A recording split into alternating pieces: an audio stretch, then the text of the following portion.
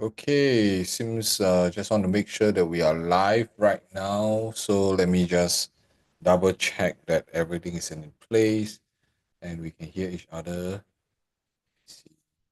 Okay, cool. So seems that we are on live right now. Okay, great. Well, so today, this weekend, I think there's a lot of busy people out there because there are two battles of the launches, which is Elta and Parktown. And so for the many of you who are actually who went down to the show flat, how was it? Is it impressive for either of the projects? So I think this weekend is going to be quite crazy, right? Besides handling our Chinese New Year, everybody's rushing to all the show flats and all. So today I'm really want to kind of give you a better heads up. And because while you are already there doing your viewings for both projects, I think there are a few key things that I would really want to take this chance to highlight and to kind of share with you what are the certain traps that you as a busy professional and homeowner, when you go to show flat, what usually goes about. And later on during this entire video, I want you all to stay all the way through because I'm going very in depth to do this comparison between Elta versus Parktown and which property is actually the dark horse, in my opinion, in my research, that is going to stand out and it may shock you at the end. So you must actually subscribe to my channel as well as watch this video right now. And I'm going to give you all the in-depths. We're going to cover quite a fair bit of things. So besides the floor plans that we're going to do comparison about, I'm also going to deep dive into the pricing comparison between Elta and Parktown. And most importantly is which development is most ideal for you in terms of investment or in terms of own stay, and how long do you want to hold on to each development in terms of the holding horizon, because both properties they have very different traits, and if you pick the wrong one for your own investment journey, you may want to kind of continue to watch this video as I'll be going in depth more details of what kind of property is suitable for what kind of profile of buyers out there. All right, so without further ado, let us just straight go into the sharing of my screen. And I also want to kind of give you guys to understand a little bit of the traps that usually falls into. And these are usually what happens when, you know, when you go into a balloting process without preparation, you see. So many of them, they always go in with the flow and they just basically count on their affordability and that's it.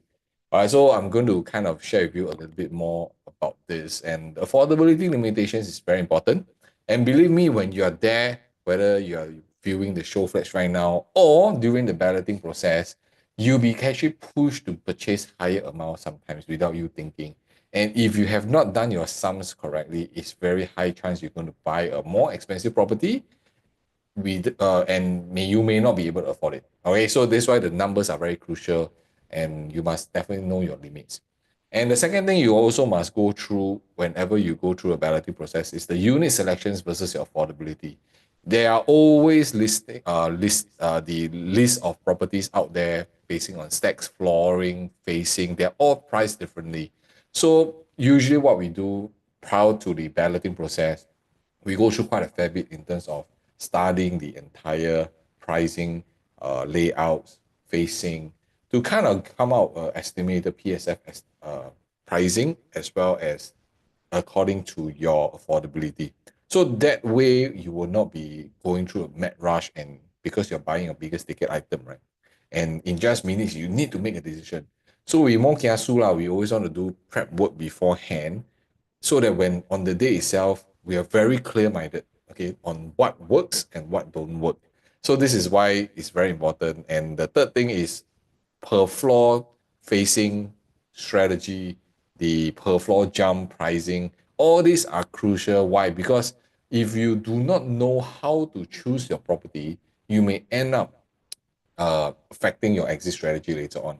Ideally, of course, we don't want to overpay for a certain property, even if it's very high floor. We also need to very consciously be aware of our exit strategy. All right, so this is where we will guide you through your preferences. And the fourth thing also to take note and always to prepare ahead is what's your best case alternatives. All right, besides this project, besides this unit, this facing, are there some other units that you can consider? Or perhaps are there other projects that you have not even considered before?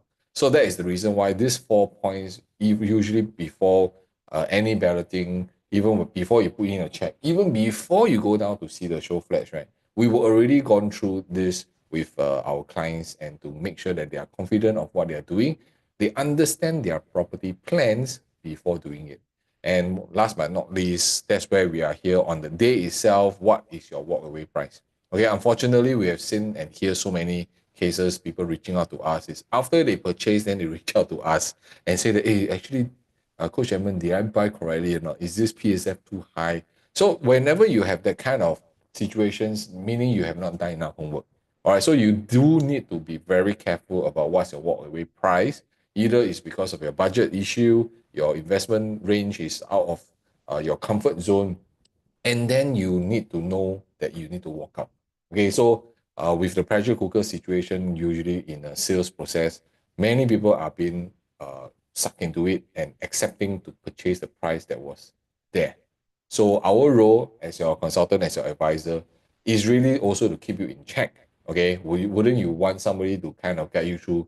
Are you sure? Okay, just asking a simple question, are you sure about this, could actually help us analyze the the purchase in a very clear mind. Okay, so this is something that I believe we always assist our clients in, and that is the reason why when we created the REI method, is really to kind of support homeowners to have a very systematic approach, a step-by-step handhold by us to help you make a better decision instead of you second guessing your way. Oh, is this the right price? Or did I overpay? You know, a lot of all these doubts and questions can be answered through research, data, and numbers. And when clients work with us, you have full access into all these things while we use this data to help you make a better logical decision. Okay, so let us jump straight into the better of the two projects, Elta and Parktown. Okay, so today we're going to cover quite a fair bit. We're going to cover the layout comparison, and we are going to cover the popular 2, 3, and 4 bedrooms. Okay, for the other layouts, if you want the 1 and 5, do reach out to us and we can personalize a solution to see whether which type of layout is most ideal for you. And of course, we will also go through the pricing strategy, not just about these two projects, but we're also going to have a glimpse about the resale and the new launches around as well. So for those who are following here, the indicative price is out. Okay, so you are the first one to hear from this channel. So do subscribe, like this video so that we can continue to empower you with knowledge of property. Okay, and also we were also covering a little bit of the investment opportunity between Elta and Parktown. What is the investment horizon that we should be looking at? What is the difference between these two properties? Let's say if I'm looking at purely from a growth perspective, I want my property to accumulate my wealth, right? Which type of property is much more suitable for me? There's very high chance there's a lot of buyers out there. It will repeat the same situation last year when the 6 launches were out. They put multiple checks and then they hope and pray that their numbers are good. But in the end, some of them, did they really choose the right property for their property investment journey? That's a big question mark. Okay, so we do have here buyers who bought even Chuan Park, EOK. They, at the end of the day, they did not continue. They did not exercise. That's why they are bounce out units. So why do you want to put yourself into that kind of position when you have plenty of time to go through before you even put in the check? So today, if you have not put in the check or you haven't even made an appointment to go down and take a look, all right, and you want somebody to handhold you step by step, all right, do reach out to us. We'll be more than glad to actually give you more tips and certain aspects to take note of. And I'm going to actually share with you who is the dark horse in this situation. All right, is it Elta or is it Parktown? And you'll be very surprised at the analysis that we have done and which one actually stands out a little bit more. All right, so this is how we're going to guide you through this video. And if today you have not made an appointment to see any of the show flat, no need to rush. You do have time. So don't rush into it because everybody pressure you. Or if you don't go down, you'll be over soon. No, you have more than enough time to actually go down to the show flat. Okay? It's just that if you are interested in it, there is a timeline that you need to put in your interest. That's all. And usually you do not need to rush. Or you can see it tomorrow, then put it in. Also doesn't matter. So don't be too formal in this kind of approach. I believe buying $1 million kind of property shouldn't be rushed. Or you need to do your preparation, you need to do your homework. So if you are seeking a second opinion, even today, whether is new launch really the ideal type of property I should go for, then you may want to scan the QR code, reach out to us. We'll be guiding you step by step to see whether is the Parktown or even Elta, is it ideal for you in your property journey? All right. So of course, besides Parktown and Elta, there's also Lentor Central Residences coming out, as well as Bloomsbury Residences. So if you are kind of looking to explore the future launches, and right, cannot start when it's launched. So a lot of preparation that we have done is we help our clients to plan ahead. If let's say there are certain properties, especially this year, there are 5,000 units in the CCR zone, and you cannot wait for the CCR to be launched, then you start taking action, because some of you may need to sell your property, and selling property do need time. So there are a lot of plans that you need to kind of plan ahead, if you ask me. Do some preparation first so that you can actually time it properly for your execution. So this is what we always advise, because for the 5,000 units, it's going to be quite a fair bit in the CCR zone, and most of them will be coming out in the third quarter. So even now, if you are looking at, oh, I want to look at the River Valley, then you may want to start doing some plans right now. Okay, and as we all know, just came out, Guaco Land actually landed the top bid for the River Valley Plot 2, okay, land parcel B.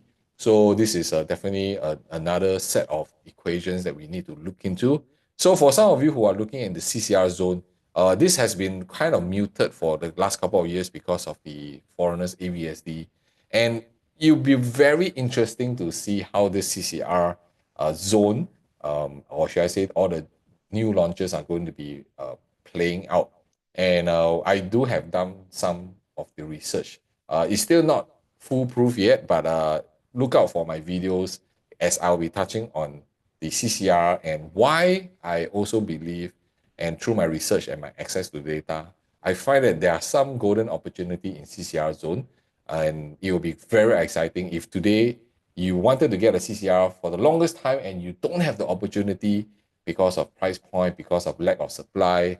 This 5,000 units potentially could be one of your opportunity to look in. All right. So again, this is the things that we're going to cover today. So let us straight away go into the layout comparison.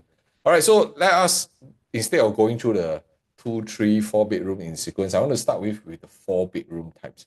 Why I do that? Because from a 4 bedroom types, you'll be able to see what is the main differences, as well as a estimate pricing that we're going to release and share with you. So you are the first one to actually see that. Okay, so for 4 bedrooms, right, what we see is that today, for Parktown, right, let's just have an understanding. This is the very rare 1356 square feet unit, right?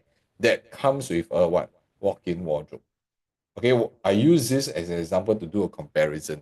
So because right, Parktown has a lot of layouts. Okay, so you'll be confused. So if you are kind of wanting to see the other layouts, you can check out the other video that I've done, and I go in deeper into all the different types of layout to do some comparison. All right, so that one is purely just on Parktown. Today's video is we're going to do side-by-side comparison between Elta as well as Parktown, and to determine which property type is suitable for my investment journey, for my property journey, that we should be more geared towards. All right. So, and at the end of the day, which property stands out more, it really comes down to a few factors, and I will share with you my very honest, transparent view about these two properties. And now we are going through the layout. So I'm using the what do you call it, the walk-in wardrobe kind of layout for Parktown, and they do have other layouts, and one of them is of course the traditional layout as well. So this is the one that is a little bit more unique. That's why I want to bring it out to see what is the main difference that you can look into. So for Parktown Residences, I think one of the key component of this, being a 4 bedroom, there's not much differences that you will see for usual layout configuration, especially where Parktown Residences is is a harmonized, first integrated harmonized project. And it's very comfortable where you have all the bedrooms tucked at one side, where they will have all the windows, as well as the fourth bedroom, okay, window will be here, right? So this is how the configuration is. So it is very functional, if you ask me. Although everybody is complaining, oh, now with a 4 bedroom, it's a long corridor, but that is why you have a longer corridor for the number of rooms. And this has everything check in for a four-bedroom where you have your household shelter, you have a yard as well as a WC. So this function well for everything. And the long kitchen is also definitely usable and functional for any kind of families. The only thing that if you ask me when I look at this is perhaps what we are concerned about is always the what? Long corridor. Okay, the long corridor is always something that it seems like from a layout perspective, they are able to squeeze in another unit here. That is why they have this kind of longish kind of entrance. So at the same time, I think a lot of buyers have come to norm that with this space, they will just do something with it. It actually enhances the privacy part of it. So is it considered a wasted space? If you ask me, yes. But at the same time, there are other usage that we can accept as more developments are also having this kind of layout. So as long as your layout is not the super weird kind, right? I think generally public and the consumers will adapt. Okay, I think one of the best things Singaporeans do is we adapt very fast, whether it's layout, whether it's harmonization, whether it's cooling measures. After a while, we kind of like, this is very normal. Let's get back to business. Okay, so this is how we adapt. So I think one of the for Parktown, I believe if let's say you have a chance to actually buy this unit, right? And depending on the floor level pricing, of course, I believe the walk-in wardrobe concept is something more unique, and it can be one of your selling point when you exit the property. So throughout, you will be hearing a lot of why is it that I keep talking about selling the property when I may be wanting to keep this property, because your exit strategy definitely is one of the biggest thing that we do, even in our one-on-one consults with clients. Because whatever we buy today is not just to buy and then hope that this property can grow. We buy with the intention to sell. So we will start looking at in the next couple of years how this property is going to be sold to the next buyer. And then we look back and see how we buy today. Okay. So within Parktown, let's look at Elta. So Elta 4-bedroom, you can see that the whole thing kind of a little bit more compact. Okay, in comparison. So why is this so? Because first of all, you can see that their bedrooms are all kind of this way. Okay, it's kind of this way. So which means it makes the entire corridor shorter. Okay, it's a shorter corridor. So everything kinds of being compacted. Compact, what is the advantage? The advantage is that you no need to move too far lah, to from one place to the other, and it saves space. So even though it's more boxy from a layout perspective, but I think the utilization of the space when every room is also good size, they are all functional at the same time. All right, so the advantage of Alta versus Parktown, it lies in where? It lies in the kitchen.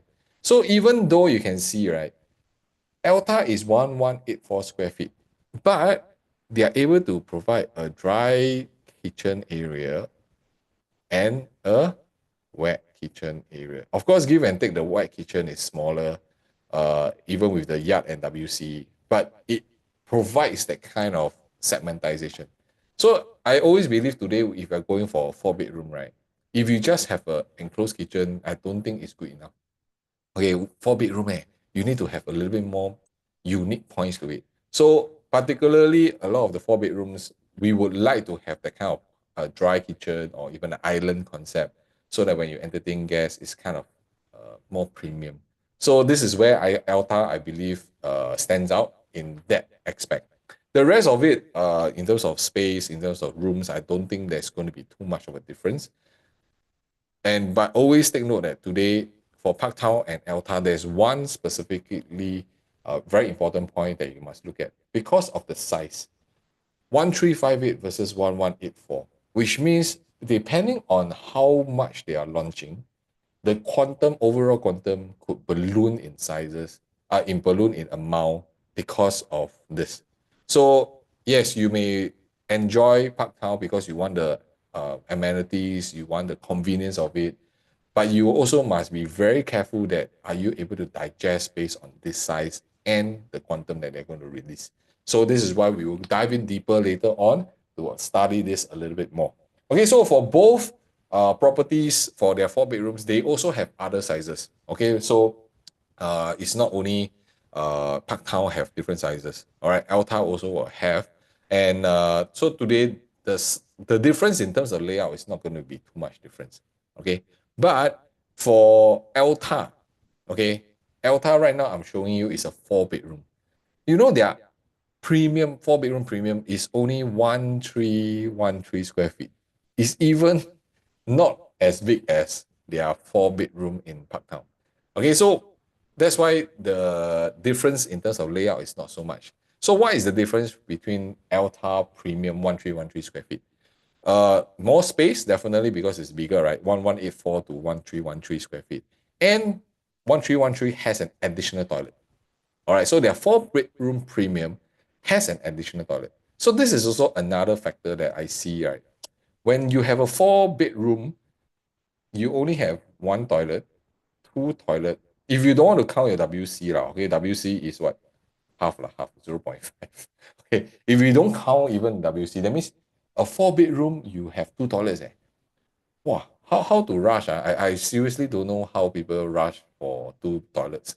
One of, because during rush hour, you only use that one common toilet. Is it really functional? So this is something that, from a functionality perspective, from when it becomes a resale, when buyers are buying it, they will take note of this. Okay. And that's why if let's say you are going for a proper 3 bedroom, of course you can say that Alta also is one toilet and then two toilet and then WC 0.5 lah. Okay, 0.5. Yeah. So it's the same. So if let's say today you want to have a little bit more space, you may want to consider the 1313 square feet unit, because besides the additional space, there's also additional toilet. Okay, so no need to rush. The rest of the layout are quite similar. So it really depends on how you accept, whether the price point, whether the extra toilet and extra space, the extra 200 square feet actually makes a lot of difference. Okay, make a lot of difference. Okay, so that is the reason why one of the key things is that today, if you are able to go for a 1313 4 bedroom premium, hey, not bad. You can see. So let me show you an example. Of course, this one is the bigger 1485 square feet. Okay, this is 4 bedroom premium. You see, their Parktown premium is such a big one. Okay, it's such a big one, where of course you will have one, two, three, and then 0.5. Okay, the rest of it are very similar in terms of layout versus the 4 bedroom. So you must ask yourself today, 4 bedroom is at 1356 and the 4 bedroom premium is at 1485. Actually, the difference is not too much. Okay, we still have the functional, very big kitchen. Again, there is no wet and dry kitchen for this concept. And your entrance is a little bit more usable, because it's not a very long L shape. It's basically just this way. So you're kind of saving space here. But the only thing that I really find that if given a choice, okay, given a choice, I may not even want to choose a 4 bedroom premium, not just because of the size plus times your PSF lah, or this one, your quantum wise, based on affordability and acceptance level is different. But I'm looking at it like, how come the kitchen is entered from here?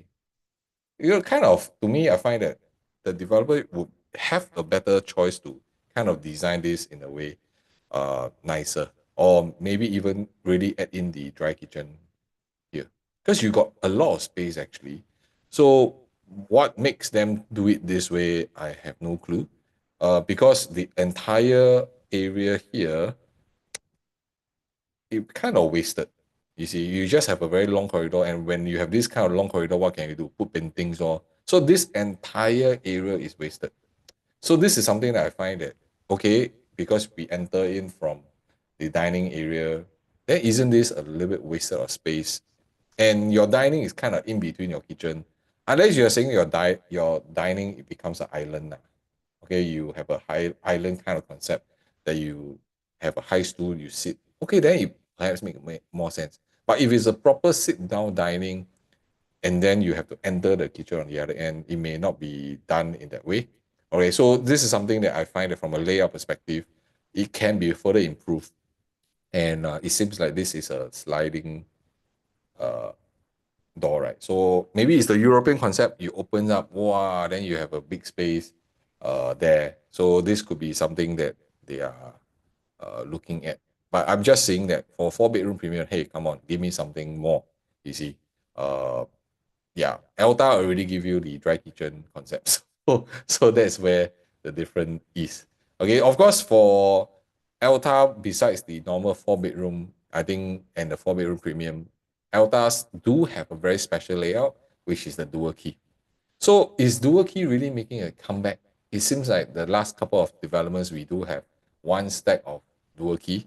Okay, so that is something that we also have to ask ourselves. All right, where Alta dual key performance actually will the consumer buy or not? Because Ori also have dual key in Toa Payoh prime location, also very similar to Alta, right? And right now they still have balanced dual key units. So does it mean that consumers cannot accept dual key? Not necessary. So the only left for Ori is all the higher floors dual keys. The mid floors, lower floors one, all are taken up. So actually, if you ask me from that sentiment, there's still demand for dual key, especially if let's say today you already max out your name and then you want to buy a investable property, you will go for dual key because you can stay in one, you can rent out the other, or you can rent out both. So there's really a lot more flexibility, especially if you have limitation with names to purchase property. Okay, but that says usually dual key properties, their price point is a little bit higher than the usual 4 bedroom. So it really depends on the developer pricing strategy. So you need to see, does it make a difference if let's say we're going for the dual key? Also, what does it mean dual key? Maybe you'll say that, oh, Coach Edmund, the take up rate is not so good. So maybe the demand is not so much of an investable property. So it really depends on different objective. All right, some people they will just prefer to go for the 4 bedroom and then for family stay.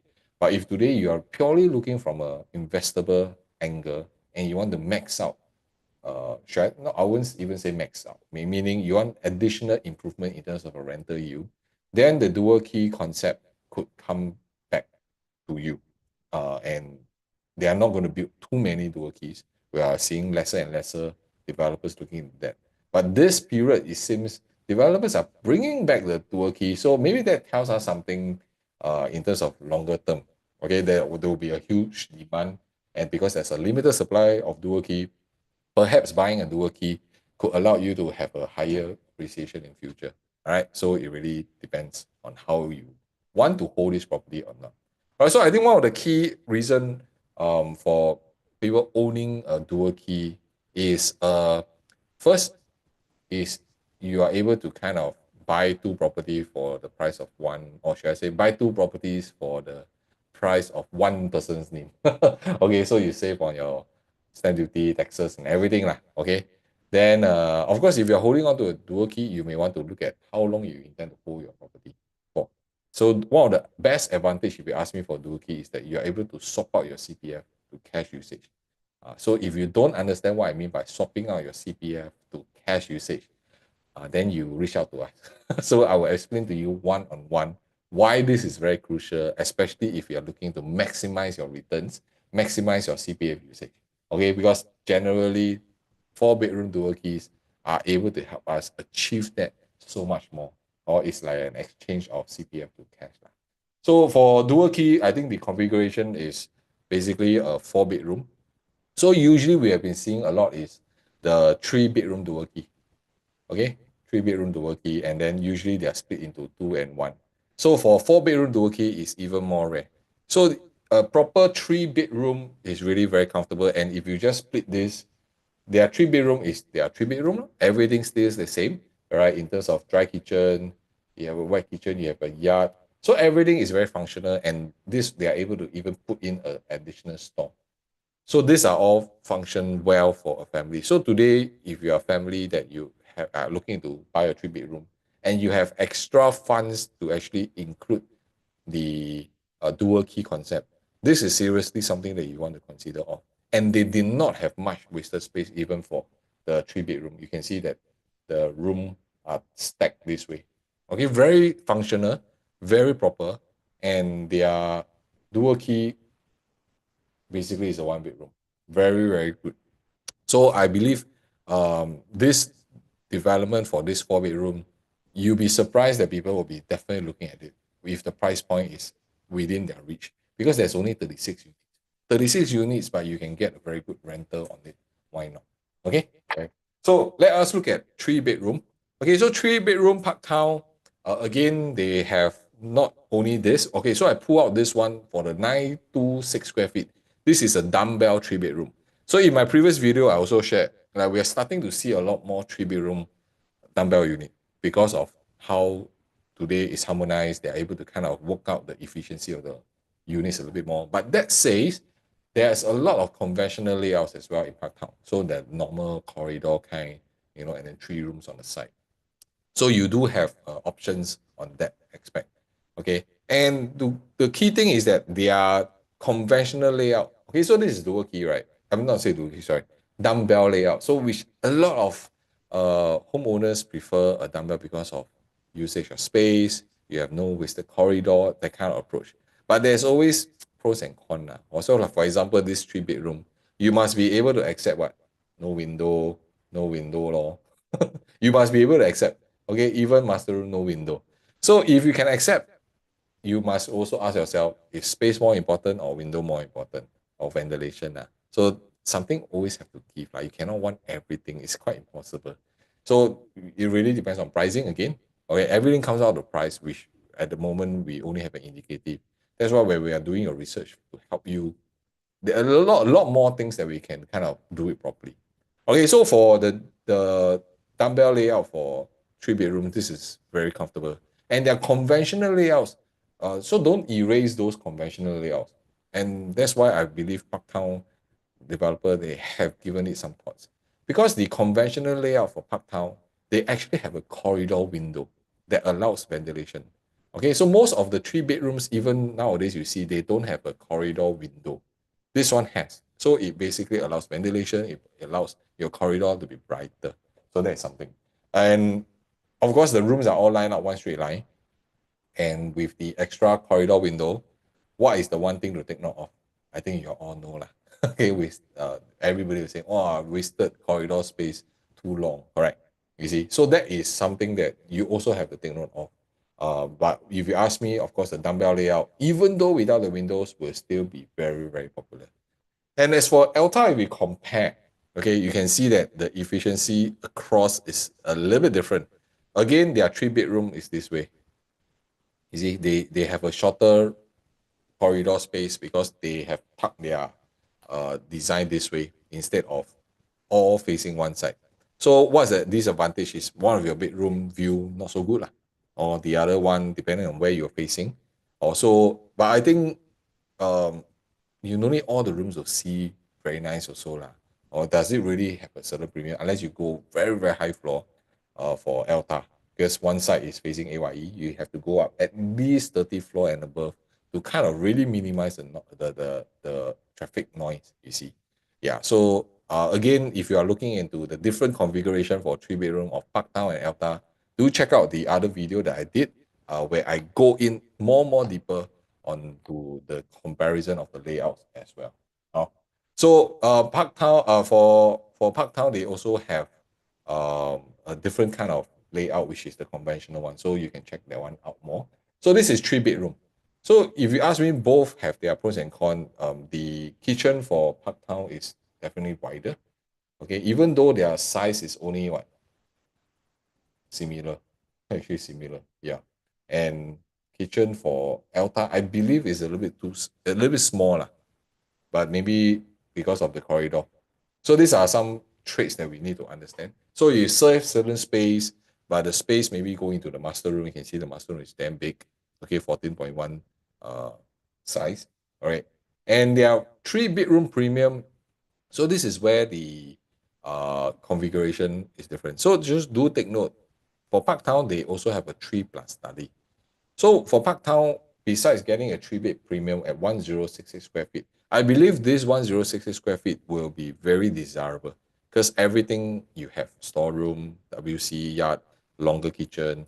The only small little thing that I find that, how come the developer don't do is, it is an enclosed kitchen, but if you're getting some form of a 3 bedroom premium, then at least you can have some open window, not so window, glass to see through. Also, yeah, so that is something that I share that, okay, if you have that, then that kind of perfects the entire place. But for the size 1066, you're able to fit in everything. I think this is a very typical, very functional property type layout that moving forward, this is going to be very, very popular. And again, it also requires the pricing to see how it goes. So one thing I think Parktown has done is that they created a slightly bigger size for most of their layouts, and they have many layouts. That's where the confusion comes in. And if you find that, wow, just by looking at the floor plan, you already lost concussed really, do reach out to us. We'll be able to help you to spot and help you to narrow down the selection. Okay, so this is where the value comes in. This is where our expertise comes in to help you. Okay, for 3 bedroom premium for Elta, you can see the space wise. So the difference is that they have the study here. Oh, so their study is that you can see study open and then come here, then the yard kitchen. So it kind of a circle lah. So the difference between Elta and Parktown is still a household shelter, which means you cannot do anything with this, or it has to be fixed there. But for Elta, the study area is functional. That means you can do anything with it. So the 3 bedroom Elta for their dumbbell unit, I find that it actually a little bit, I feel that the space usage is so much better. Okay, so much better. And it's a very open kind of concept that you can go in, which means you have full space. And one of the key things that you have to take note is that there's a very big area for dining. Okay, a very big area for dining. So this makes the entire dining area much more functional. And if you look at, not that Parktown one is no good, but Parktown kind of seems to be a little bit tight. Okay, a little bit tight here because of the narrow walkway. So usually when it comes to this kind of situation, we have to ask ourselves lah. Today, if let's say given a choice, would I go for let's say for example for the uh, Elta, right? Should I go for 3 bedroom plus the study, or should I just go for the 4 bedroom? So that's where we will have to do our homework to see what's the pricing, what's the selection, how many units estimated they are. Then we can make a better decision. See, when you see, that's why today when you are doing any preparation, you cannot just look at that development. You also want to open up your horizon a little bit to start seeing how the layouts, because the layouts, why do we emphasize on layout so much? Because layouts are the ones that when it becomes a resale, buyers will be the one, enjoying it. They will be the one to experience it for the first time. And if your layout is not ideal, then it's very difficult for your property to be sold. So this is why we always have the end in mind. How we buy is how we're going to sell in the future. So moving forward to the 2 bedrooms. So 2 bedrooms nowadays, I think you can't go too far different. It's either dumbbell or non-dumbbell. And this comparison, both are dumbbell unit. And one is 678 square feet. The other one is 700 square feet. So very different kind of configuration. But it all functions the same. Very not much things that we need to, be careful about. I think one of the key things that we need to take note, either for Parktown or Elta, when you're choosing a 2 bedroom, because generally 2 bedrooms are for investment. All right, so you may want to highlight a few things, which is how low do you want to go in terms of pricing, or how high do you want to go that it makes more sense. So generally for 2 bedrooms, depending on everybody's affordability, you don't want to pay too high for it that you cannot sell in future. Because usually for 2 bedrooms, we don't advise you to hold too long, because once you can unlock the capital and the profits from it, right, you can use it to bundle it up and swap it to the next bigger property. So that's usually a 2 bedrooms configuration that it is a stepping stone for you to grow your assets to a bigger quantum. All right, so 2 bedrooms are usually what I see is 3 to 5 years horizon move forward. Okay, 3 to 5 horizon move forward. And you want something that is functional, which means your price point of entry is very crucial. So later on at the end of the video, I'll be sharing with you the indicative prices. Okay, so for Elta and Parktown, and what do we see from there, and estimated what are the range of per floor jump estimated that we will go for, as well as today, based on investment, based on my holding horizon, Elta or Parktown, which one should I go for? Because they are very different product, and at two different ends, right? East and west. Okay, so that's something to take note of. So another configuration is of course the two bed, one bath. Okay, two bed, one bath. Size is about 592 as well as 614.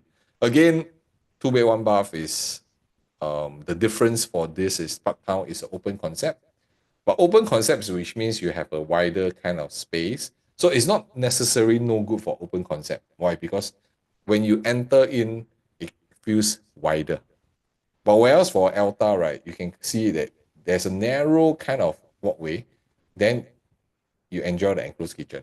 So this is something that I believe that is really personal preference lah. Or well, if you ask me, I will personally choose the Parktown because it has wider kind of entrance, kind of it makes a little bit more sense. While for Elta, of course, they do have another two-bedroom layout, two plus one bath layout. So let's see how the pricing is to this for the mid. So there's always some online people always saying that, or if you can, don't go for two bed one bath. Okay, so then you say, oh, you must stretch yourself to two bed two bath. That's the most secure. I mean, I don't discount that. It all still boils down to the affordability and how are you using this property. The way that I see is if you can only afford a two bed one bath, and this is only the stepping stone for you, would you rather not buy and then save up for the next 2 years or 3 years before you can buy a two bed two bath? You and I know by saving and waiting, the prices will already have climbed up by then. So yes, if you have the ability to go for two bed two bath, ideally, of course, that's your choice. But don't just shy off from the two bed one bath. Okay, those can be one part of your stepping stone to something bigger. We all have to start somewhere lah. No, if you ask me who don't want to buy the 5 bedroom, who don't want to buy the 4 bedroom, right? But we have to start off somewhere. All right, so don't discount off the two bed one bath, especially if this is your first entry in the property. I think this is a very good stepping stone for you to move forward instead of don't do anything or I save my money first, then I enter. All right, so this is a tip for you. So today, if you are still on the fence, you have not seen the show flat, you don't know which one you want to go for, and you want a private tour with commentary from us that we can guide you through your process, do scan the QR code because Elta and Parktown is already for public preview, so we can actually help you to slot in a certain timing that's best for you. Ideally, try not to go for weekends because it's going to be crazy. The experience is totally not good. Weekdays, if you can spare the time, I think the experience is more enjoyable. So right now, you can scan the QR code, or maybe today you're kind of like, should I go for this? Should I sell my property? I don't know whether should I sell already and wait for some of all these launches. You can just reach out to us so that we can give you more clarity before you decide what is happening. All right. So we covered the layout quite a fair bit. So the next thing we're going to cover is really some of the pricing strategy, the investment opportunity. How does it look like when I want to exit? And the holding period horizon between Elta and Parktown. Are there really that much of a difference? So coming back to this is I also want to share with you guys, because today, right, I think there's a lot of confusion in the market because of the PSF. And the reason why we have confusion is because we have certain types of properties that is still under pre-harmonization and those that is harmonized. So Elta and Parktown are under the harmonized type of development.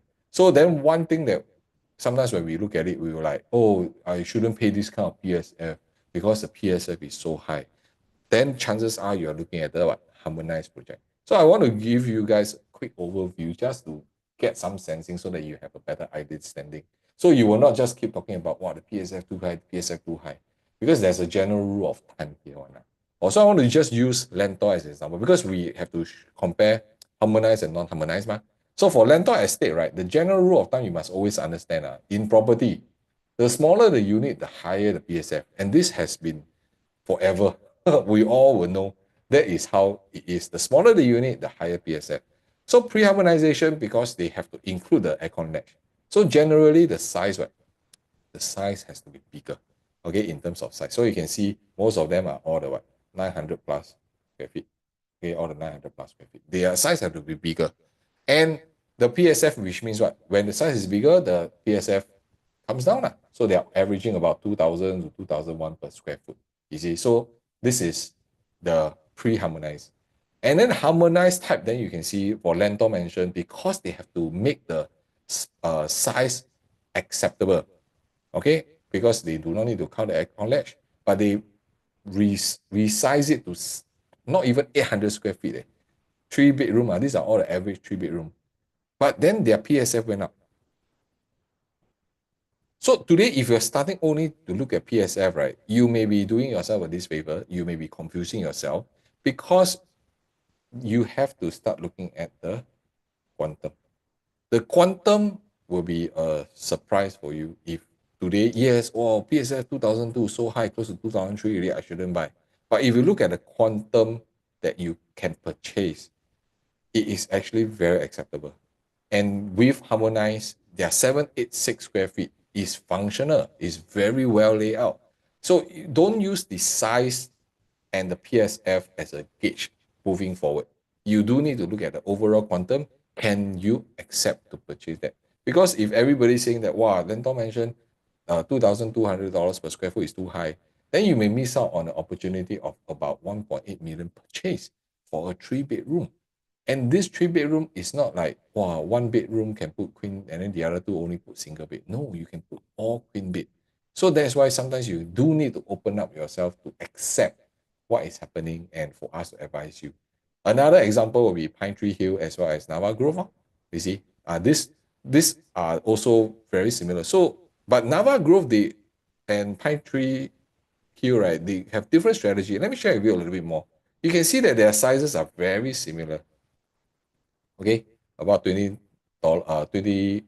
square feet differences, and their per square foot are also done very similar. Okay, very similar, but yet you see their pricing. So does it mean that post harmonized, because of the added aircon latch, they have been removed, we don't need to count that into the size? Does it mean that your PSF has to change too much of a difference? All right, so there are two strategies that I see how developers are going to do it. Okay, because of harmonization situation, and you all know the general rule of thumb, the smaller the unit, the higher the PSF. So two strategy is, one, they will keep their unit smaller size, all right, to maintain the affordability, like what Lentor mentioned has done. Okay, they have make it smaller size, but still functional. You still can fit in whatever you have. PSF is high, ignore that, but the quantum to purchase at 1.8 million is people can still take loan, people can still afford to pay in terms of money mortgage. Okay, that is the situation. Another situation like what we see in Nava Grove. Okay, Nava Grove is post-harmonization, but they are priced similar to a pre-harmonization one. So the second strategy that we are seeing is that they will do their units bigger. You see, they did their unit bigger.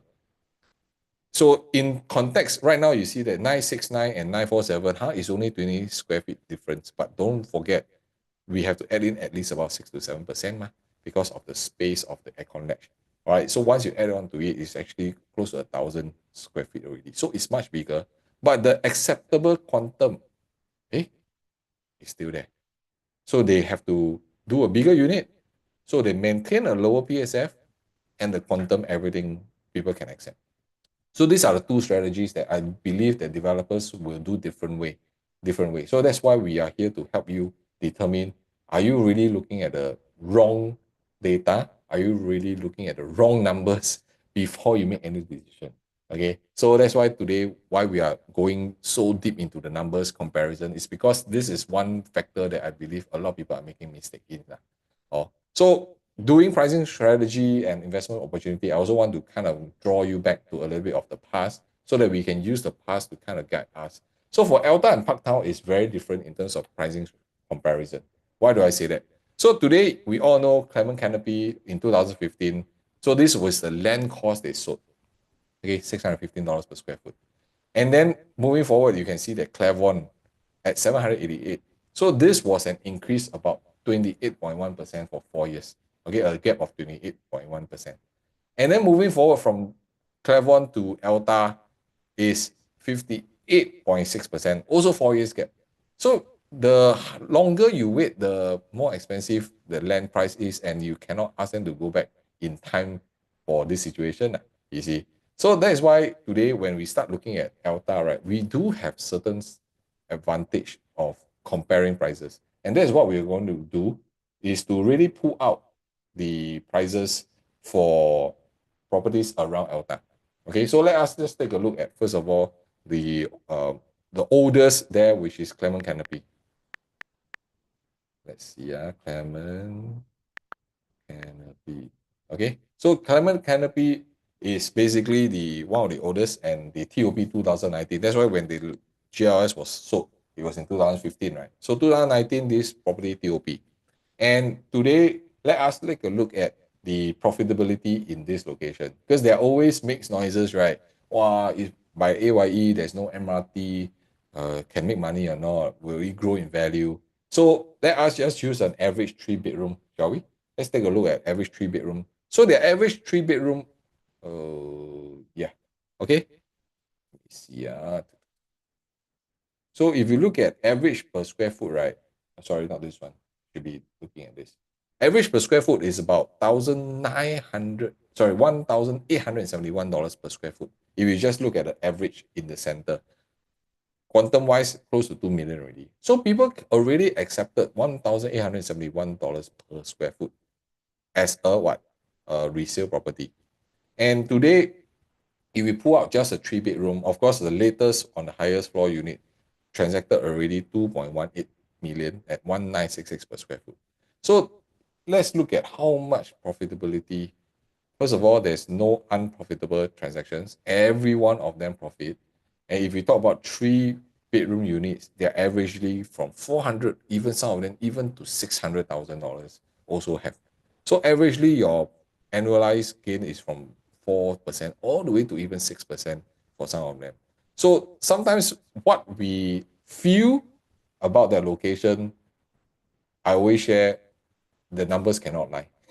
Okay, the numbers, the data, when you generate, it will guide us. It's not this 100% will happen, but it does leave us some breadcrumbs that, hey, this has happened before. This is uh, why the prices are like that. And later on, I will be sharing with you why this is happening. Okay, some of us, we always feel that, oh yeah, these are all past data ma. So you say past doesn't mean it will happen to the future.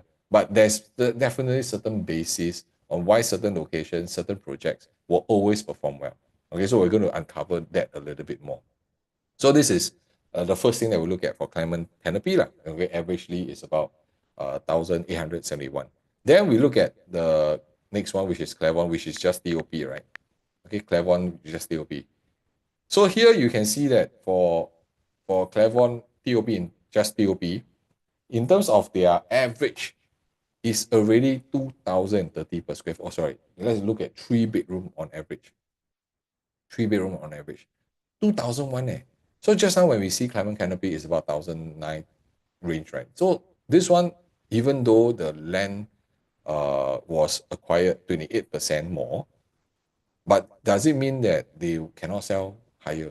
Okay, the prices still continue to go up. And both properties, there are still a high demand for it. Why? Why is this happening? So this is something that we need to uncover, you see. We cannot just accept that, oh, because it's near, not near MRT, AYE, very noisy, people won't buy one. The property will not make money. So we cannot use that to judge. So when clients work with us, right, one of the key things we always do is that today, while you're working with us, you have access to a lot of all this data and information to help you understand what is happening in the property market better before you make a decision. So how many of you would like that, even if you're going for balloting, you like to understand a little bit more? Like, for example, why the even with high price right now, people are still buying new launches. Where are the buyers? Who actually have all this money buying? See, if you are unsure, then it's very difficult for you to make any decision moving forward. That's where we are here. We gather the data, we gather the research, and then we share with you a little bit more, so we empower you to understand better. Oh, so Clevon, let's take a look in terms of the profitability. A 3 bedroom, also don't have, of course, just TOP also, not every one of them will sell. But you can see that their profitability for 3 bedrooms, also 300, 400, 500 one.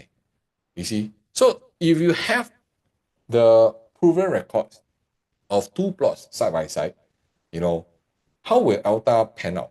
Would it be too far off from the past histories?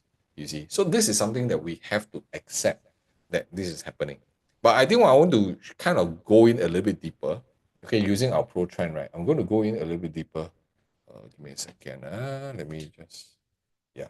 Okay, I want to go in a little bit deeper to kind of plot out how Elta versus the rest are going to be like. So let us just put in the first property, which is Clement Canopy. Okay. And I just want to be very transparent that we are just using a 3 bedroom just as a reference point, because 3 bedroom is easier for people to study them. We can, from 3 bedroom, we can see the 2 bedroom, 1 bedroom. We roughly know the pricing as well as the 4 and 5 bedroom. Okay. So this property from the day one until now, you can see that it has grown quite a fair bit. So ever since purchase, let's not use the 2025 price, because I think there's the volume is not there. So we just use 2024 as the last checkpoint. So you can see that overall the property has already grown in terms of 41%. Okay, so you can say that last 2 years is because of COVID, etc., etc. But since COVID helps majority of us increase in value, we do need to take that into account. But this will be one of the better performance because we have seen without COVID one really not bad, very lousy, and with COVID also not as performing as well as others. So this is something that we have to acknowledge. Okay, so for Clement Canopy, this is what happens. So let's say, so because we all know, right, for Clavon, of course, their GLS is much later. Clavon, okay, much later, which means when they sold the land, wrongly. Okay, when the GLS was sold, of course, it has to be higher than the previous GLS. See, so the key thing is that today we always have this notion, when I buy higher, can I sell higher? You see, so that doesn't spell for everywhere in Singapore. Great disclaimer. There are some areas, of course, when you buy higher, it doesn't mean that property will go higher. So you have to be very careful in terms of selection process, which we have very strict guidelines. That's why we are very careful and we know what is happening. And even me myself, one of my investment is in Clementi area, although it's not these two. Okay, so but we also went in with our eyes very open to do all the comparison before we purchase. So you can see that right now for Clavon, of course, being that they only just TOP, so the sales volume are not going to be a lot. So same thing, I'm not going to use 2025. I'm just going to use 2024 till date. So you can see that just over a shorter period of time, 31.3% already. So both properties in terms of growth is there. But one key thing that you have to understand is Clavon is more expensive when they launch than Clement Canopy, correct? So if you look at the difference, right? When Clavon was launched, the average Clement Canopy transactions is about 1,400 plus. Then when we look at, Clavon is going to launch at 1,600, so expensive, I should buy the cheaper one. That's why there's nothing wrong with it. But if today you are like us, we help our clients to look at growth property, then you must be able to identify what are the key traits that constitute to growth in a property. So today, is it worth to pay additional 10% for that new property? Okay, is 10% acceptable for something that is 4 years old, newer? Okay, so this is where we come in. Why you all need to follow this? Because later on when we look at Parktown, the numbers are going to be very different. Then that's where you can make a better judgment. So today, if you ask me 10% or 9.45%, is it fair for me to kind of buy Clavon? So then the next thing you will ask me is that if let's say today, how much will Elta be launched? Can I use 10%? Okay, so this is 2114, right? You can see in terms of 2024, let's say 2114. I just use my calculator right now. 2114, let's say if I also plus the same 10%, plus 10%. So that means 2325. If Elta launched their 3 bedroom at 2325 per square foot, and that's only a 10% difference, versus the last transactions for Clavon, is it worth to enter into Elta? So this is a question we need to always ask ourselves. Okay, so this is why this is very crucial.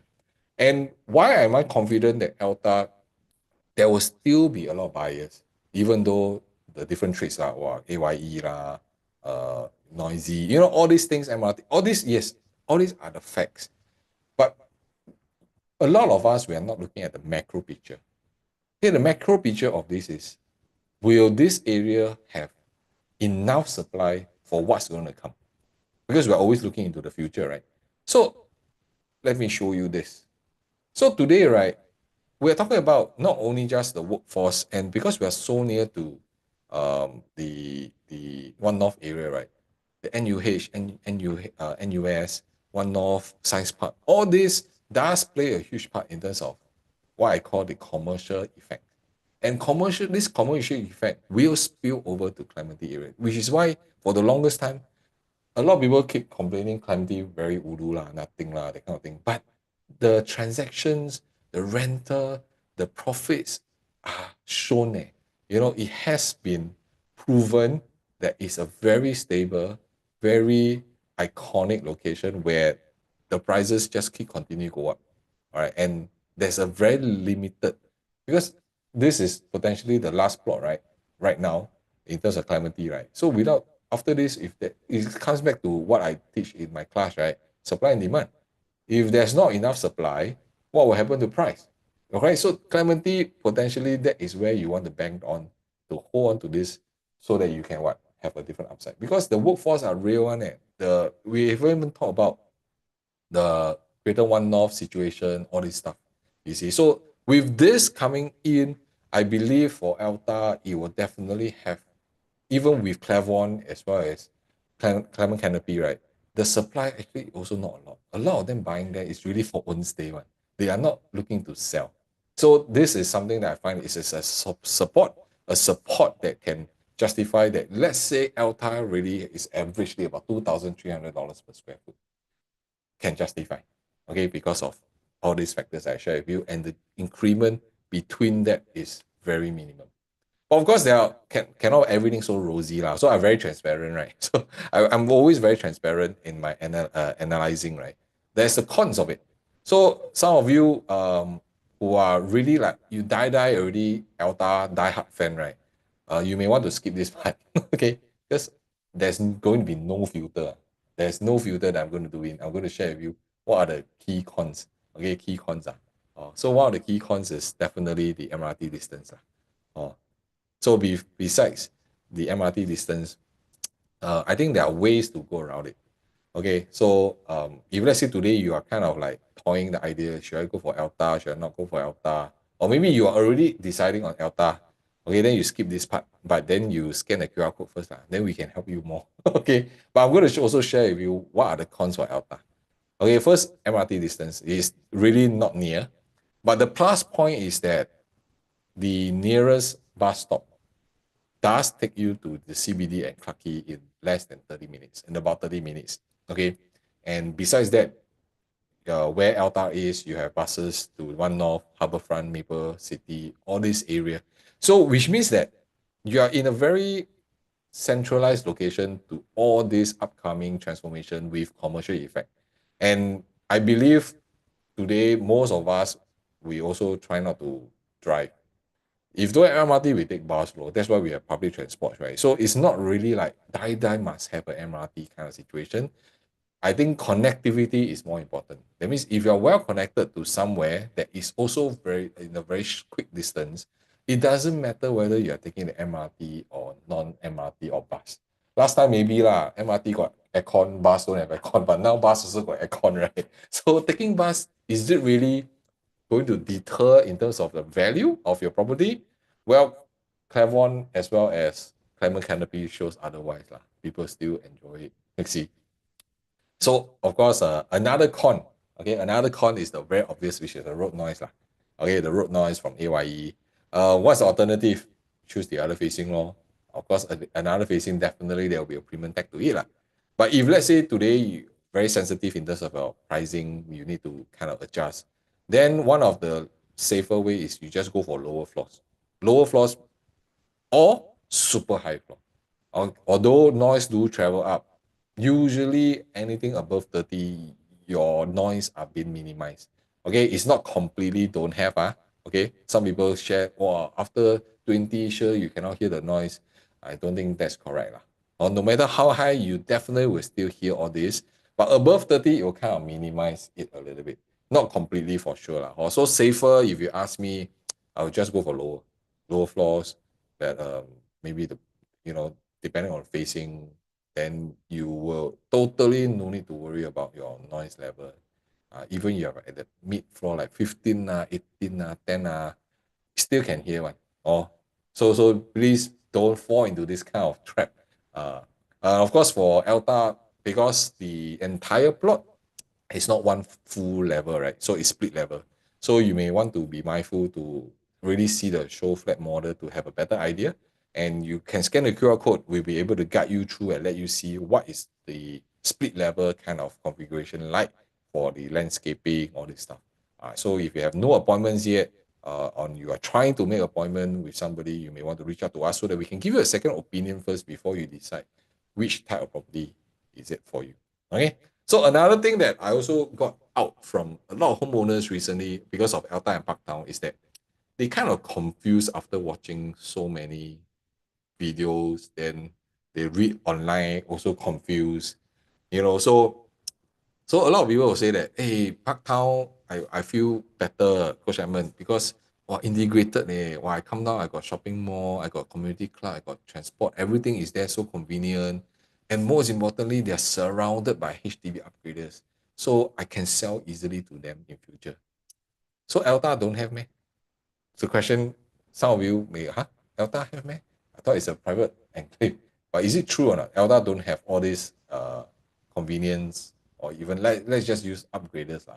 So upgraders, because I think one of the exit plan we are always looking at is that, hey, today, do you have existing upgraders to help you exit for your property? All right. So there are $1 million flats in terms of the entire Singapore, but you cannot discount Clementi as well as Queenstown area because one of the exit strategy is to look into these two locations where $1 million HDBs are there. So even a lower floor HDB in Clementi already sold for 1.3 million. So there are $1 million HDBs. And if you ask me, the ability for the next buyer to buy are all these buyers. Because once you can cash out from a HDB 1/1 million, what's next? It will be a very natural progression from HDB to private property, and they will be easily looking at the 2 mil and above to even 3 mil kind of properties really. So yes, HDB are one of the exit group that you will want to work on. But it doesn't mean all HDBs are. You see, I know some people will share that, oh, as long as you're in a HDB estate, your property, you can sell quite easily. Nothing wrong with it, but if your HDB is not even the premium type, do they have the ability to upgrade to your property in the first place? But $1 million HDB in this case in Clementi is different. Why? Because their property are hitting the 1/million range, which means they will have excess cash. They will have access ability to purchase the next one. Of course, it still largely depend on your loan capability lah. See, Clementi like 1.2, 1.3 million, and these are all what transacted only recently. So one of the key fact that I believe that today, if you want to really compare Parktown and Elta, right? Elta advantage of the HDB for your exit is extremely strong, extremely strong. Um, Later on, I'll cover Parktown and I'll share with you what I see. We are not saying that HDB upgraders or there cannot buy Parktown, but there could be some limitations, and I will dive in a little bit more deeper. So if today you're kind of like, which one should I go for, Elta or Parktown, you must continue watch the video all the way because I'm going deeper and deeper and deeper, and I have not finished yet. Not finished yet. Wow, this one like a little bit long, but I think it's very fruitful. Okay, very fruitful for this. So one of the key things that I always believe is today, um, when you have certain exit, okay, like you have an exit, all the $1 million, the advantage. So one of the key other advantage is that because we are near to what Buona Vista School Belt, okay, so yes, you may say, hey, it's not in Clementi, it doesn't mean that you have to be in Clementi. Because for Clementi area, right, it's kind of interesting that today, whenever you stay in Clementi, it goes all the way, like primary school, secondary school, JC, university. Why? Because there's so many schools nearby, all the way to tertiary. So this is something that I believe why I said just now, there's a longevity in terms of your property.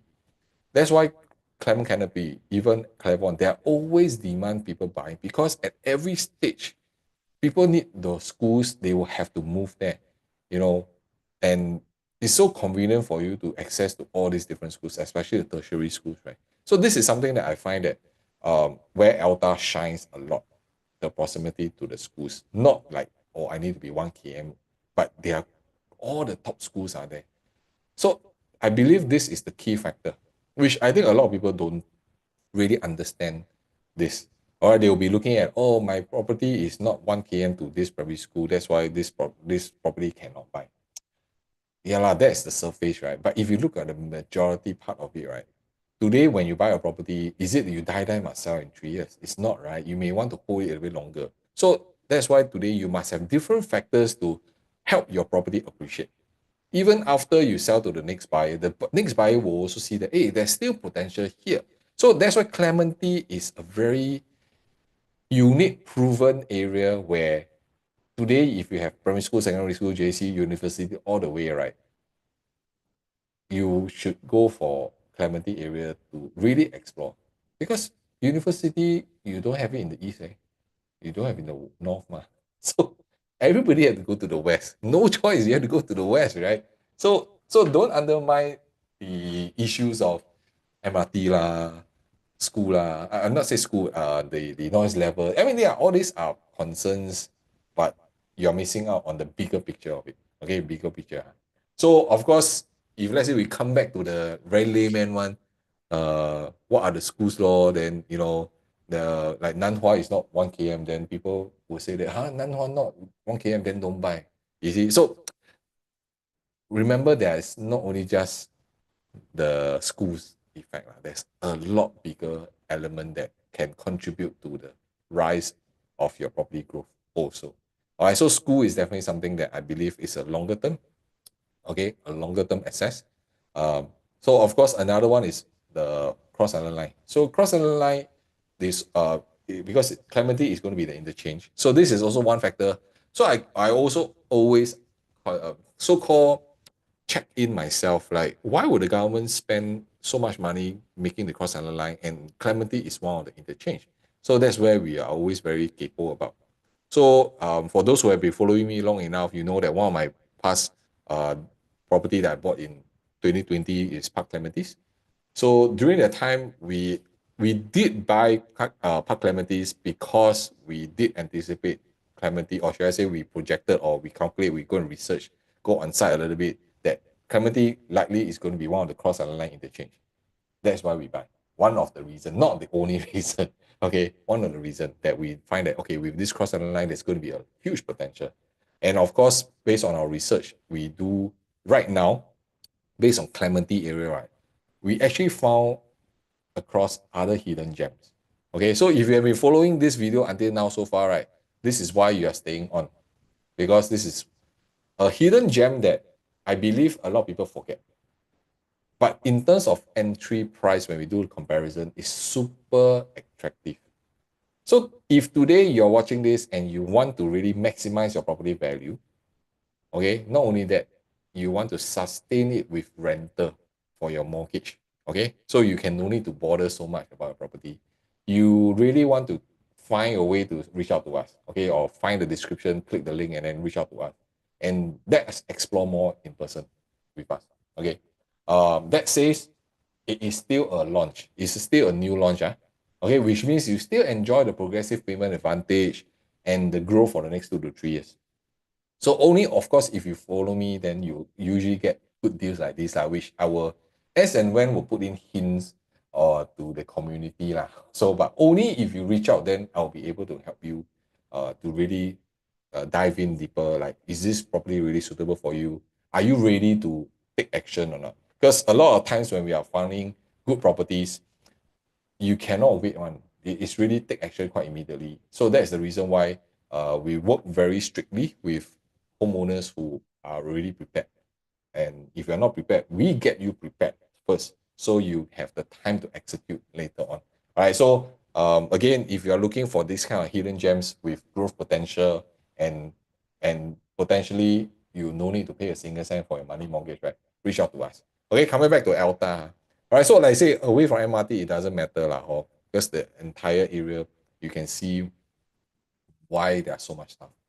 Okay, so just take note that with Cross Island Line coming in, Clementi being one of the interchange, there are going to be more than 2,000 new homes, both public and private, right? Set for One North already.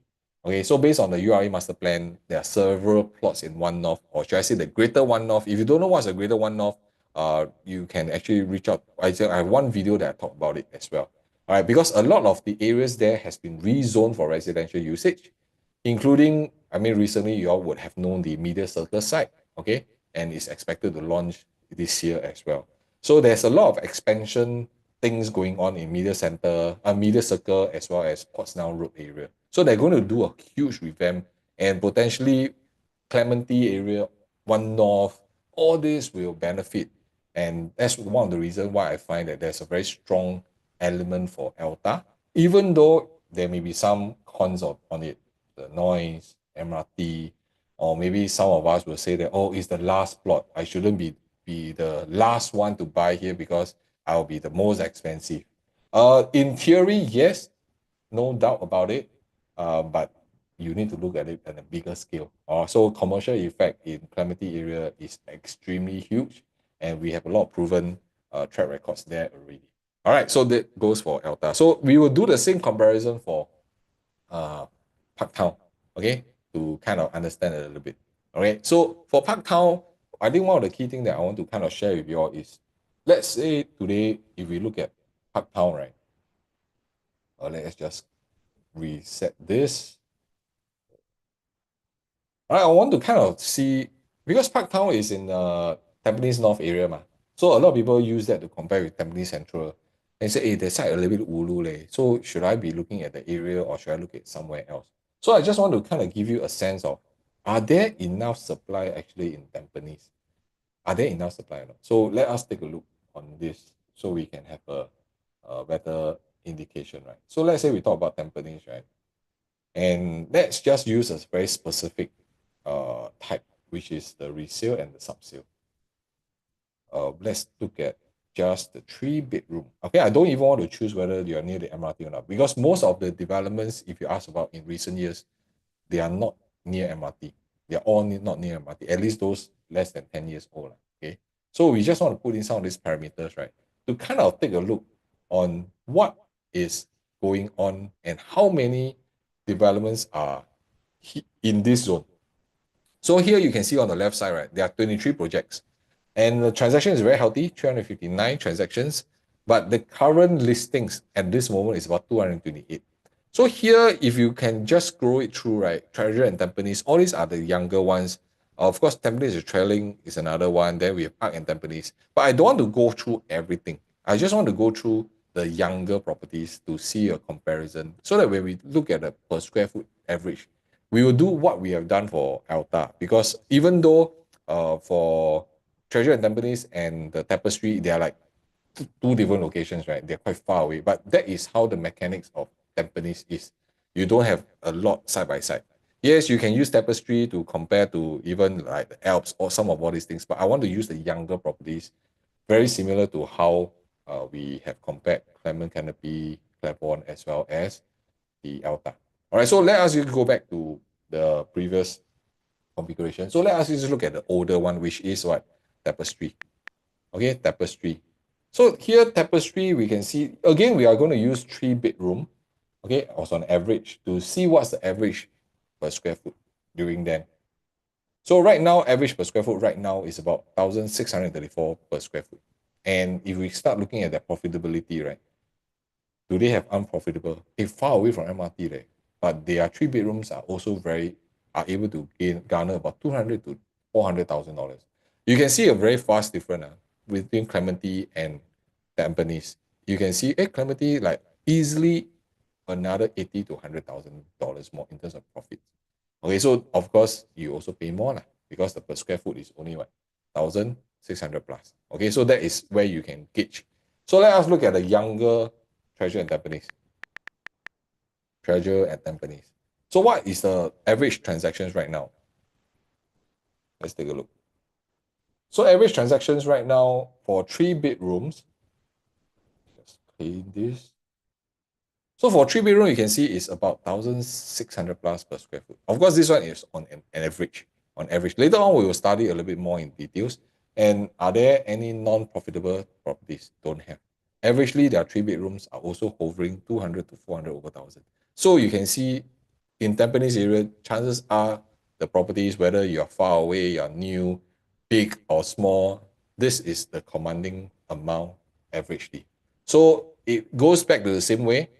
I enter at a lower pricing, doesn't as in more affordable per square foot or overall quantum, doesn't mean that my property will grow slower.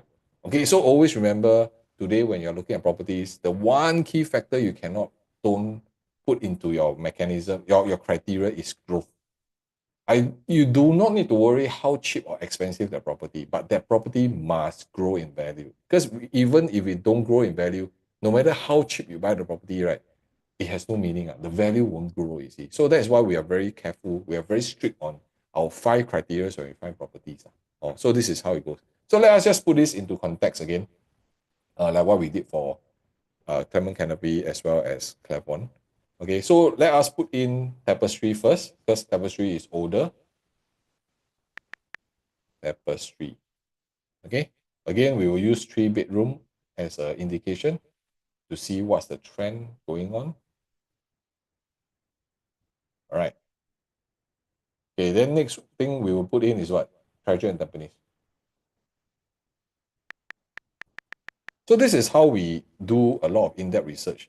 Of course, when doing our one-on-one, when we guided our clients, there are multiple sessions that we go through to kind of anchor your knowledge first. Because without you understanding, right, you won't understand what we are talking about. You won't be able to accept some of these things that is happening in the marketplace. So, okay, so this is very interesting. If you start looking at this, so Tapestry and Treasure and Tampines. So this also give us an indication like how much is it going to be, okay, in terms of per square foot and all these numbers. Okay, so I'm going to kind of show you, let's say today, oops. So let's say today you purchase Tapestry from the beginning until now, which is the blue line, averagely about 29%. Whereas for Treasure and Tampines, it went up 32%. Okay, so it's younger, but the growth potential is higher. So I believe Treasure and Tampines, because of the sheer number of units, right, the transaction volume is so high that it also does push up the overall quantum as well. But one thing what I want to share with you again is we already acknowledged through Elta example that anytime when a new land that is being released, it is always higher in price. And do take note, Tapestry and Treasure and Tampines, they are very common because why? They also don't have MRT. They also don't have view. They also quite noisy. So all these traits are quite similar, which is why if you ask me, that's the reason why from a pricing perspective, there are only 1.65% difference. That's why everybody chong to buy Treasure and Tampines. You see, not at the beginning, in case you don't know, in the beginning, nobody want to buy because nobody can believe that, you sure can sell this kind of pricing or not. You see, but they forgot that actually for Tapestry, they are already transacted about 1,200 plus per square foot already. You see, so this is how we help you to study. But as of today, if you look at Tapestry as well as the, what do you call it, Treasure and Tampines, the price gap starts to get bigger, which means Treasure and Tampines fly faster, fly higher already at this current moment. But this is still a single digit differences.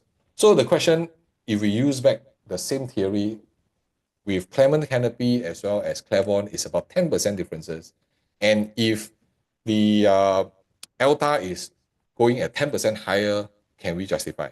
So what about this? So let us take an average. Okay, I'm very comfortable. I'm very good. I just say, okay, 3%, which means let's say we base on 1,705 per square foot, right? Plus 3%. 1,756 per square foot should be the next uh, price of a condo launch if we use uh, the comparison this way. But of course, is it an apple to apple comparison? Of course, it's not. Because why? Parktown is integrated. It's a transport hub. It's 7-in-1 with community club, with malls and a lot of things inbuilt. So can we use this to justify that the next pricing should be within only 3%? I think that's an unfair comparison. You see, so that's why the thing sometimes I always receive from a lot of clients is that when they discuss this with their family, maybe a lot of things are very surface. And I cannot blame you because you don't have all this knowledge, you don't have all this access to data to make a better decision. But I want to show you very transparently is if you are looking at that and you find that, wow, the per square foot is so high, then it's not worth it. And then maybe you're looking at wrongly. And that's also one of the reasons why a lot of homeowners are making incorrect decisions or they lose opportunity because nobody is guiding them in the right direction. So this is something that I find that if today you really need, you want to do something but you don't know how to do it, you may really want to reach out to us and we can guide you properly because we have done this before. We've been in business more than 15 years. We ourselves are also buying and selling and investing. So we know what is happening to at least offer you a different light, a different perspective. Then you decide what you want to do. All right. So for Tampines, because of the differences, so Parktown is MRT. So there's a lot of all this effect. So what is the percentage that we should be looking at? That's what we're going to study in a short while as well. Okay. So just to give every one of you indication, is Parktown the only thing that we should take note of as a integrated property? That's all. Okay. I believe the malls are good, MRTs are good. So if you are really an integrated property lover, then the question is how much premium will you pay? Because this is a very big decision. Okay. Because at the end of the day, when everything becomes resale, you must take note of what is your exit. Okay, what is your exit? Because in Tampines North, besides Parktown Residences, Tinet, it will be the first one. Of course, they will TOP first, but doesn't mean they can sell because Tinet is an EC, which means they will last 5 years. All right, then followed by Parktown. And Aurelia will be coming up, which is, of course, they may be plus another maybe 8 more years because they are EC, right? So EC means they have the building construction, then the 5 years MOP. But also take note that there will be future BTOs, there will be future residential plots, which there's no confirmation whether they're going to be condo ECs or even HDBs. We don't know yet. So let's say today, based on the average per square foot just now we saw, okay, we saw is let's say Treasure Tampines at this current moment is about $1,700 per square foot. So, oops. Okay, so $1,700 per square foot. So if $1,000, 1,700, that's the Treasure in Tampines. How much premium should we add on for Parktown? Does it make sense if today, I mean, there are noises in the market, right? Parktown going to go for 2.4, 2.5, that kind of pricing, or even 2.6 lah. Okay, but let's just say that Parktown today is at 2.3, 2.4 per square foot. Okay, example lah. How much will you need to sell in future to make a comfortable, decent profit? At least 2.6 per square foot, right? So if 2.6 per square foot, so let's just ask ourselves, at 2.6 per square foot, as a resale, do they have other choices? Because if you're going to sell at $2,006 per square foot for Parktown, Aurelia and Tnet, they may be much, much lower. They may be even going at 2K per square foot when they're ready, or maybe 2.2K per square foot because they are taking longer, right? So this is where we need to be very careful about not only just the project, the prices, the surrounding of how it happens for your exit is extremely important. Okay, and this is the kind of deep dive we go in to help you make a better decision. But does it mean that today, because of this, then Parktown is not a desirable property? I think that is also not correct to think that way. Because it really depends on the objective. How long are you intending to hold this property for? And what are the competitions out there that we can actually make our property a lot better? Because to give and take, today, whether it's Tinet or Aurelia, they are still not integrated. That means you no need to wear your shorts, wear your slipper, come down to the mall, buy your things, and then go up. You no need, you still have to walk, you still have to cross the road. You know, there's some distance, there's still some inconvenience. But Parktown is integrated, everything is inbuilt for you already. And by the renowned developers, that's why there's a certain upkeeping. And I believe if you have seen the show Flat, the models I tell you is so pretty, so pretty because renowned developer very atas, very nicely done. Easy. So there is something that we always have to understand where the demand and the prices are going to come back in. So if we compare everything, right? Like let's say for example, we put let's say Parktown residences at $2,300 estimate lah. Okay, you can see if you start seeing this data, you'll be very scared. Wow, everything, the price gap is so much different. But you must understand, if we compare the three newest condos along Tampines Avenue 10, right, which is Tapestry, Alps, and Santorini, right? Of course, I don't want to count Park Central lah, because that one is an EC, right, and they launch at a lower price. So we use apple to apple condos to compare. Right, these condos are not near MRT. You know, although they have shuttle buses to Tampines MRT, there's also a general lack of amenities, if you ask me lah. Or just don't have coffee shop nearby. The nearest they have to go up is maybe IKEA, Tampines, Giant, that kind of that area. So, but over the years, there are some like maybe coffee shops, but so not really a lot of amenities. So, does it justify for the gap today if you have the convenience of things? You see, because it ranging quite a fair bit, like 36 to even 62% gap on the average or versus those. You see, of course, the larger gap could be due to the lack of, I mean, the least decay situation. Of course, they are older, or because if you versus Santorini, hey, 12 years different, 12 years different. So does the 12 years difference equates to the percentage growth? Of course, this is also one factor that we must know. And Parktown main attraction is what? It's an integrated development. Okay, so there is certain premium definitely we need to agree on. We cannot say, no lah, it should be selling at $1,800 per square foot, 1,009, or even 2,000, then I buy. Then you may be shortchanging yourself because it's a wrong expectations. Okay, very wrong expectations. So this is something that we need to be aware of. Of course, if we go into a little bit more of the Tampines Central, which is City Life, right? You can see the gap is about 55%. So of course, City Life is also older already, and they are less than 10 minutes walk. So 10 minutes walk justify for older property and price gap at 55%.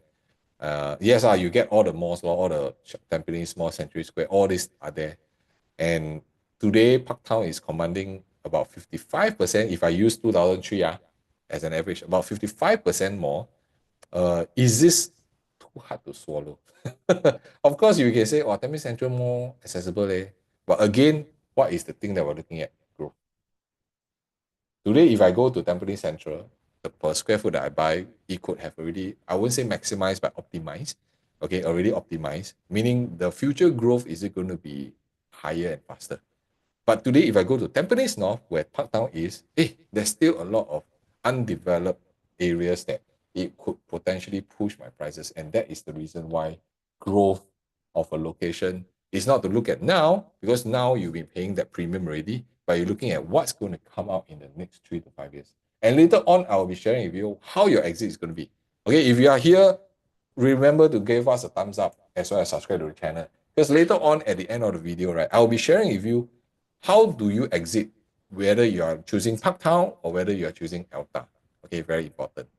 Also, let's take a look at Tampines. Is it really, since the potential profitability is like not as good as Elta, is it really that lousy? So we use Treasure at Tampines because this is the youngest, and even though they are not near even the MRT, are quite far away.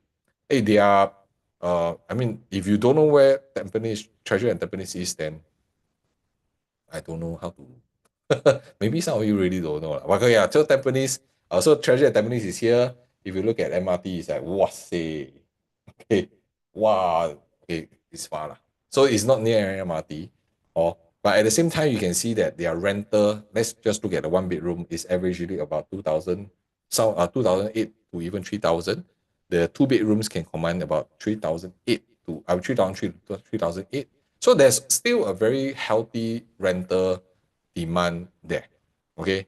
And for their three bedrooms, they can command easily 4,000, and their four bedrooms can be easily and their five bedrooms from 5,000 all the way to 7 over 1,000. So if you ask me, far away, no MRT, but the commanding of the rentability is very high. So why do I want to share with you this? Because today you must understand, for Parktown, it is an integrated property. We also need to do some comparison with integrated property lah. We cannot just leave it as it is, right? So today, based on Sengkang Grand, right, which is just TOP, you can see that in that area, Sengkang Grand being an integrated versus the rest, which are all normal condos, the Sengkang Grand rentability is commanding much, much higher. So this becomes a support for you when, let's say, you're buying for investment and you want to rent it out. All right, so this is very important that across the board. And I go and choose another North Park residences, which is very far away. It's the same thing. Normal development, even where North Park is integrated, their percentage is a lot much higher, meaning your rentability, you can achieve much a higher rentability. And this is also due to the reason in Tampines, right?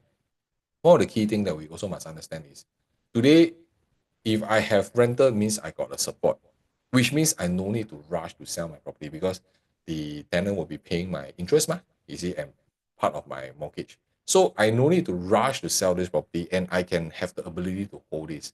And why this holding on to the property is important, it has everything to do with your exit. And one of the exit for Tampines, of course, besides the HDB upgraders, which is massive, or don't forget, will Orella or even Tenet owners in future, will they, because of convenience, they will also upgrade to your Parktown? Don't forget, yes, they do buy it at a lower pricing because they are ECs, right? But don't forget, EC also will have a substantial sum of profits in time to come after 5 to 8 years.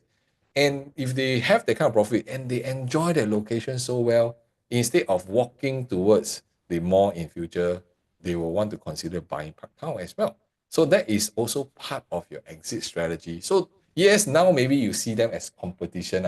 They all buy so cheap. But not everybody can buy EC, you see, not everybody can. But in time to come, why not you look at the positive? They will become your buyers in future and they have excess cash. And this is very real, okay? Because not only just the EC side that they have, they are able to buy a property, the surrounding HDBs, yes, they are not comparing to Elta, which is already crossing $1 million. But close enough, their 5-room HDBs are already 900 over 1,000, 4-room already 800 over 1,000. So give it another good 5 to 6 years down the road. Will they also become $1 million HDBs? So this is where we are looking at future potentials that we need to agree on. Okay, so it still comes back to there are some cons in this Parktown. Cannot be everything so rosy. So the easy competition is definitely real, but again, the group who can buy ECs are small. But definitely look at the future potential of them becoming a buyer, because in a resale market, I believe in Tampines, which is a mature town, is a OCR. People are very familiar with the area. They just want to stay in the area. They don't want to move too far off. And today, with the integration of Parktown, I believe there will be more amenities coming out in Tampines North, because that is where the government is focusing quite a fair bit. And then Tampines West. So when Tampines North and Tampines West, they are basically side by side, right? There will be more transformation going on. So yes, right now EC is a competition, but look at the future. The second con I see is very confusing layouts. So you need to, first of all, you need to choose right. And the confusing layout may make resale a little bit tougher because buyer also confused. Also, when they confuse, to them it's like not such a good experience. They also gone.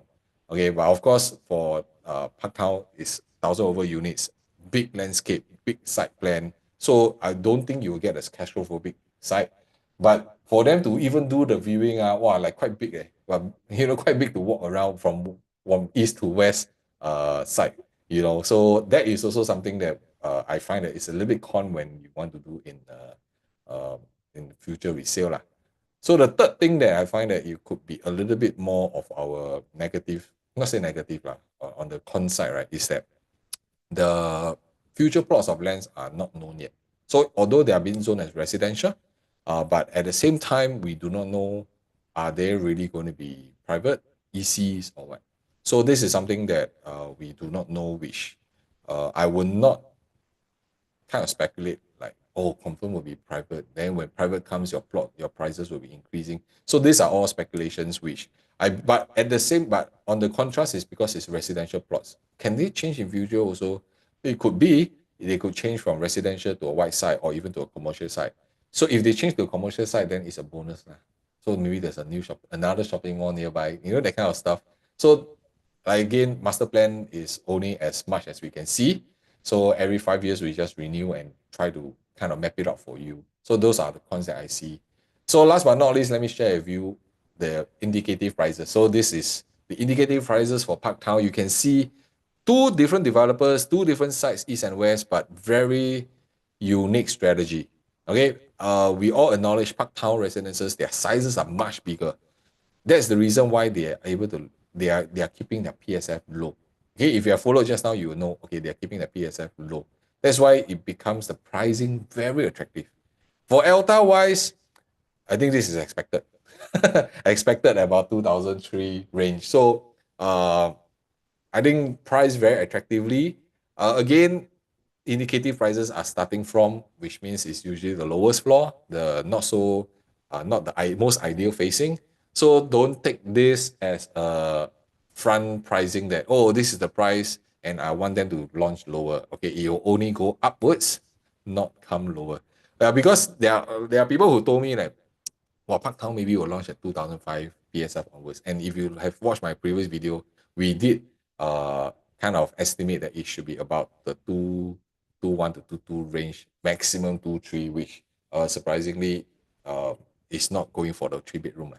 Okay, so that is because their size are bigger. So we were estimating about the same. And Elta, I think this is proven with the numbers that we showed just now.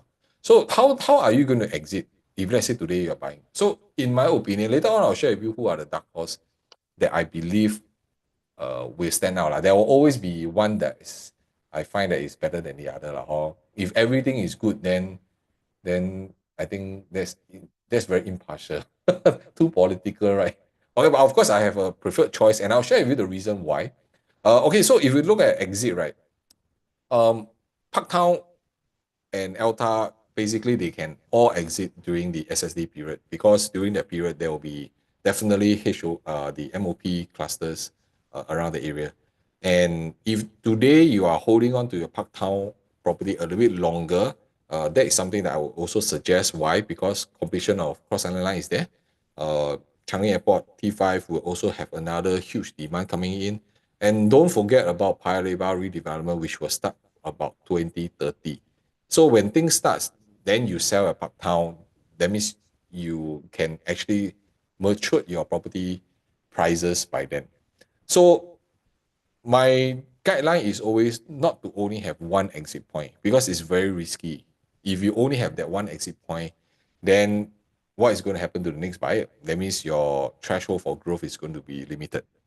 So Elta is the same. SSD 3 years, you can exit. So also depending on the type of properties, if you're going for the investable type, 3 years, 4 years, move forward. But for Elta, I believe if let's say you go for the bigger units, you can actually hold it a little bit longer, not so quick like 2029, 2030. Why? Because if we are talking about the future transformation of Greater One North, they will fall about maybe the 2030 kind of range, and more things will happen, the expansion of it. So while you can sell your property at SSD, if not, the next point will be about 2030 to 2031 range. So while Greater One North has matured a little bit, there's more things going on, you can actually exit then as well. Okay, so this is why exit is always very important for us. Okay, very, very important. So today, if you find that whatever I share with you is very useful and you think that, hey, you really need help, you need somebody to really guide you step by step, then scan the QR code and reach out to us before I review the dark horse, in my opinion, is out of this the better of the two projects. Okay, so I'm going to give you some time to scan the QR code. So you can also reach out to us if you are kind of wondering and to get certain clarity about your current property plans, what you should be doing. Or perhaps there are some future launches that you're kind of anticipating. Oh, I want to go for this. What should I do now? How should I plan towards that? All right. So there's nothing wrong with planning and prepare ahead. Oh, that's what I always mention. So this is, I think, very crucial for all of us. So come back to the dark horse, drum roll. Okay. So my opinion for the dark horse in these two projects will be Elta. Okay, Elta. All right. How many of you shocked? Huh? Really, Elta? When I say dark horse, does it mean that Parktown is not a good property? It's not. Okay, it really depends on different factors. So I share with you my own basis on why I believe Elta should be the dark horse because of proven records. And as you all have followed me, I'm very data driven, very numbers driven, and everything have to be proven. So Elta has proven track records from Clement Canopy as well as Cleveland, and the numbers shows it. You can't run, you can't lie, and they have been achieved before, which means it acts as a certain support price.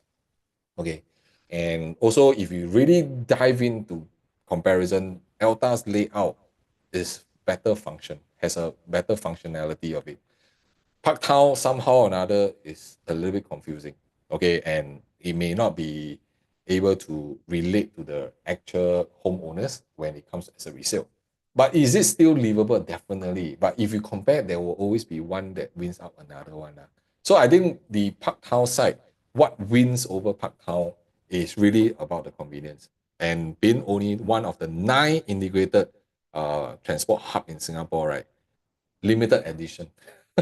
But limited edition comes with a price. There will be definitely a certain premium that you have to pay into this property, but you cannot run away with the convenience. Okay, I personally have experience when I was doing viewings. Oh, it's really very convenient. You come down, shopping mall, all your groceries you can buy, everything is there. So that is why today, when you are choosing between these two, you need to be very careful about what is your objective.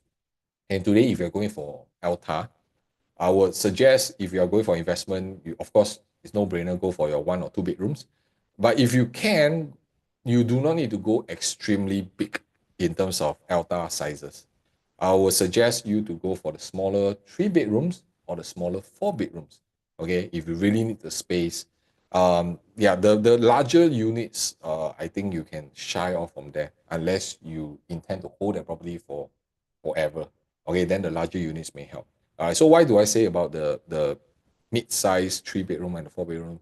Is because I want to help you to secure your exit in future. Or exit is always about the exit. And for Parktown, we all know that their sizes are bigger. So again, for Parktown, you definitely will have to hold it a bit longer because of the surrounding transformation. So I would suggest you to look at Parktown, look at something that you know you're going to live at least for the next 10 years. Okay, minimum. I'm not saying minimum lah. You can exit in between, but start thinking from a 10 years perspective kind of approach. Because if you buy Parktown already, very highly chance you will not sell lah. So convenient, right? So you will want to stay on a little bit longer until your kids grow up.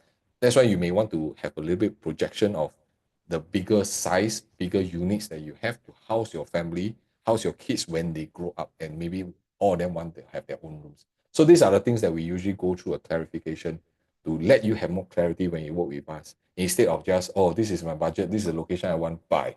Oh, so I hope that today this session really deep dive into this two comparison, because there's so many things that we can compare, right? And I'm really looking forward for some of those of you who have reached out by scanning QR code, or you can find my information inside the description and reach out to us and we can help you more.